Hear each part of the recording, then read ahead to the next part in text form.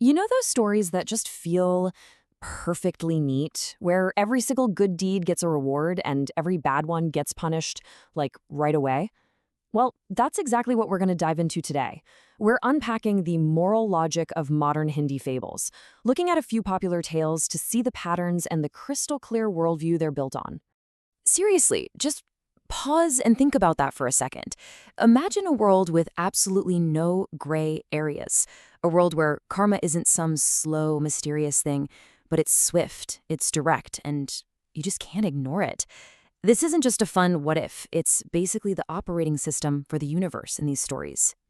All right, so here's our game plan for breaking this down. We're going to look at it in 4 parts. First up, the test of character, where we'll meet our heroes. Then we'll take a walk down the path of greed with the villains. After that, things get interesting with a little magical justice. And finally, we'll pull it all together to see what the moral of the stories really is. Okay, part one, the test of character. See, each of these stories kicks off with what looks like simple hardship, but it's not. It's really a test. And our main characters are protagonists. They're not just people. They're basically living, breathing examples of virtue. They're defined entirely by how they act when life gets tough. So let's meet our lineup of heroes. First, we have Karuna, a Momo seller whose faith is unshakable, even when she has nothing. Then there's Lakshmi, a corn vendor whose heart seems to have an infinite capacity for love. And from the animal kingdom, we've got a tiger who isn't a predator, but a truly just and noble king. Wow. I mean, this one line from Lakshmi, it tells you everything, doesn't it? She's an older woman all alone who basically adopts a neighborhood kid, Raju, as her own grandson. Her love isn't about duty or family ties. It's a choice, a bond that comes purely from the heart. And then there's Karuna. And man, life has dealt her a tough hand. She's a widow, and her own children have just left her behind. But even with next to nothing, her identity is crystal clear. She shares the little food she has, and she never, ever misses her daily prayers. She is the absolute picture of grace under pressure. So let's move on to part two, the path of greed. Because for every hero, there has to be a villain. It's time to flip the moral coin. In these stories, greed isn't some accident or a simple mistake. No, it's always shown as a very conscious, very deliberate choice. And what's really fascinating is how stark this contrast is. There's zero middle ground. Goodness is all about selfless service, about loyalty. Greed, on the other hand, it's all about ambition that serves only yourself, and it almost always leads to betraying someone you should have been loyal to. Just take the wolf in the animal story. His hunger for power isn't just some passing thought. Oh no, it's a calculated four-step business plan. He actively seeks out a caged demon, makes a deal, and plans to take down the Tiger King. It's a methodical, step-by-step dive into becoming a tyrant. But the betrayal in Karuna's story, oof, that one hits different. It's so much more personal. Her son, Sudhir, finally shows up again, but he's not there for a happy reunion.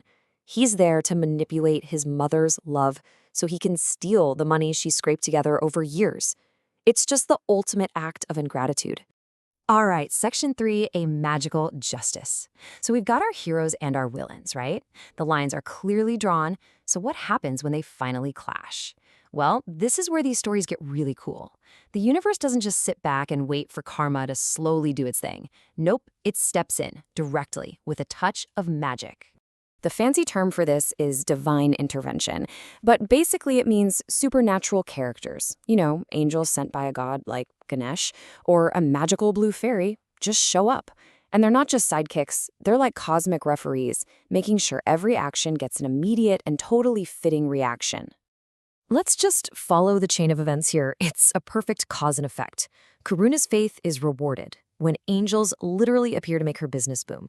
The wolf's power, which he got through a shady deal, gets zapped away by the fairy at the worst possible moment for him, and Sudhir's theft, oh, that gets a response that is pure poetry.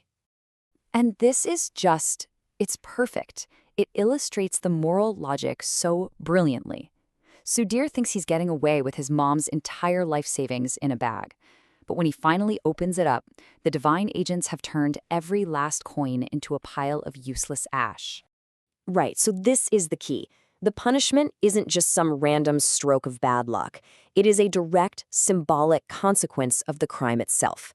The money, which was earned through goodness and piety, becomes as empty and worthless as the son's love for his own mother. And just in case the symbolism was a little too subtle, which it wasn't, the angels literally show up to spell it out for him. They straight up tell Sudhir, "This is your karma, and without your mother, your life is as worthless as this ash." You see, in these stories, there is absolutely zero room for misunderstanding the moral. So that brings us to our final section, the moral of the stories. Because after all the magic and drama, order is always restored. Every single character gets exactly what's coming to them, creating this perfect final moral balance. I mean, this table just says it all. Look at the final scoreboard. Karuna's piety and generosity, rewarded with success and her family coming back together. Lakshmi's unconditional love, she gets a loving family to care for her when she's old. The wolf's greed ends in total defeat and public humiliation. And Sudhir's deceit, it leads to absolute loss, though he does get a shot at redemption, thanks to his mom's forgiveness.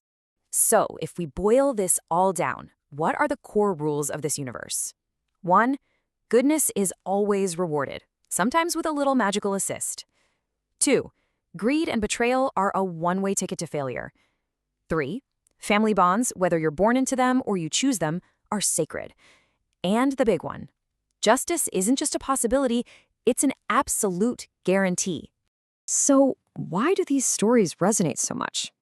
I think it's because in the real world, which is often messy and unfair and full of moral gray areas, these fables offer us something incredibly comforting, a clear, simple map. They basically say, hey, just stick to the path of goodness, and the universe itself will make sure you get a happy ending. And that kind of leaves us with one final big question to think about. In our own complicated world, with all its shades of gray, what's the real value of a story that's so purely black and white?